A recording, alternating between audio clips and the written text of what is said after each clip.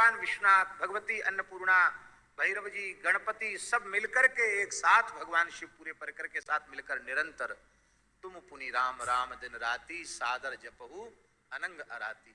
शिव जी राम राम जपते हैं, पार्वती जी राम राम जपती हैं, गणेश जी, कार्तिकेय जी, भैरव जी, नंदीश्वर जी सब राम राम जपते हैं। ये राम नाम क्या है? रकारार्थो जीवः सकल विधि कैंकर्य निपुणा। रामाने जी रकारार्थो राम, रकार का अर्थ रामचंद्र श्री राम, मकारार्थो जीवः सकल विधि कैंकर्य निपुणा।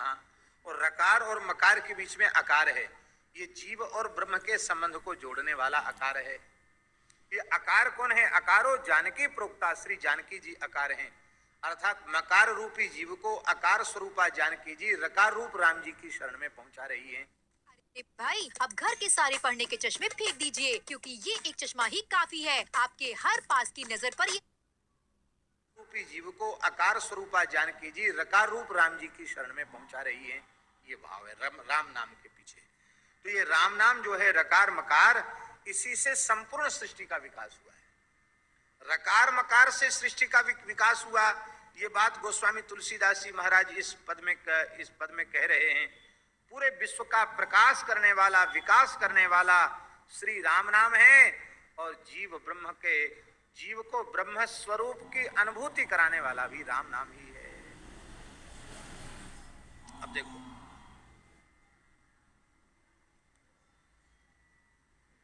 वेद, एक कथा है महारामायण में, भगवती पार्वती जी ने शंकर जी से पूछा। उन्होंने कहा कि भगवान, वेदादि शास्त्रों में ओंकार की महिमा, प्रणव की महिमा विशेष रूप में गाई गई है, और आप भी प्रणव की, ओंकार की महिमा खूब गाते हो, पर हम कभी आपको ओम ओम जपते नहीं देखती हैं। हम सदा देखती आप राम राम राम राम जपते हो, तो ओम ओम क्यों नहीं जपते? जब इतनी महिमा ओम ओम की है तो राम राम क्यों जपते हो, ओम ओम क्यों नहीं जपते हो? पार्वती जी ने पूछ लिया शंकर जी से। बोले देवी, ये बड़ा गुप्त रहस्य है, मैं इसको छिपा के रखना चाहता था, लेकिन अब तुम पूछ ही रही हो, उत्तम अधिकारिणी हो, तो मैं बताता हूं। क्या? तो भगवान शिव का वचन है वहां, राम नाम्नः समुत्पन्नः प्रणवो मोक्षदायकः। मोक्षदायक जो प्रणव है, ओंकार है, वो राम नाम से उत्पन्न है। सरल शब्दों में हम कहें तो राम नाम बाप है और ओंकार उसका बेटा है। जन्य जनक संबंध, राम नाम जनक है और प्रणव उससे जन्य है। अब देखो, प्रणव से वेद उत्पन्न हुआ है।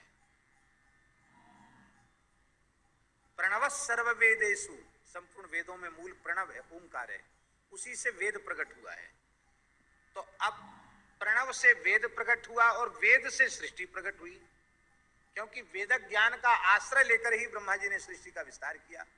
तो वेद से सृष्टि प्रकट हुई, और वह वेद ओंकार से प्रकट हुआ, और ओंकार राम नाम से प्रकट हुआ।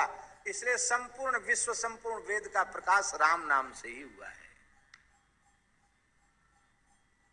विधि हरि हरमय वेद प्राण सो, गोस्वामी जी कह रहे हैं, बंदाऊं नाम राम रघुवर को, हेतु कृशानु भानु हिम कर को।